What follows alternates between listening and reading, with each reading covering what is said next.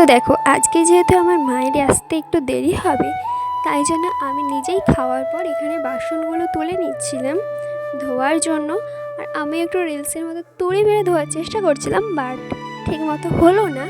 আর বাস্তবেও যদি এরকম তুড়ি মেরে সব কাজ হয়ে যেত কতই না ভালো হতো। তারপর আমি এখানে একটু টিভি চালিয়ে নিয়েছিলাম, যেহেতু একাই আছি ভালো লাগছিল না। আর প্রথমে আমি লাইট অন করে টিভি দেখছিলাম, কিন্তু লাইট অফ না করলে না টিভি দেখে মজা নেই। তো এই জন্য আমি লাইটটা অফ করে দিয়েছিলাম। আর আমি এখানে নাগিন সিরিয়াল দেখছিলাম, খুব পছন্দের একটা সিরিয়াল। তারপর দেখো, এখানে কারেন্ট চলে গিয়েছিল, যেহেতু কারেন্ট ঘুরতে গিয়েছিল তাই আমিও বেরিয়ে পড়লাম ঘুরতে যাচ্ছিলাম না আমাদের বাড়ির পাশেই, যেহেতু ধান জমিন আছে তাই জন্য না এখানে খুব সুন্দর হাওয়া দেয়। তাই কারেন্ট চলে গেলে এখানে দাঁড়ালে আর কারেন্টের প্রয়োজন হবে না, হাওয়া খেয়ে মন ভর্তি হয়ে যাবে। তা আমিও চলে এসেছিলাম হাওয়া খেতে।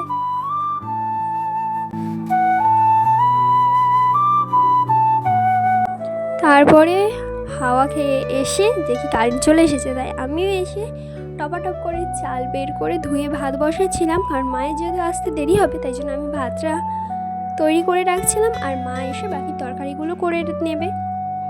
আর আমি না এভাবে প্রথমে জামে করে চাল ধুয়ে তারপর সেটা হাঁড়িতে তুলি, কারণ যদি হাঁড়িতে একবারে জল নিয়ে চালটা ধুই তাহলে অনেক চাল নিচে পড়ে যায়, তাই জন্য।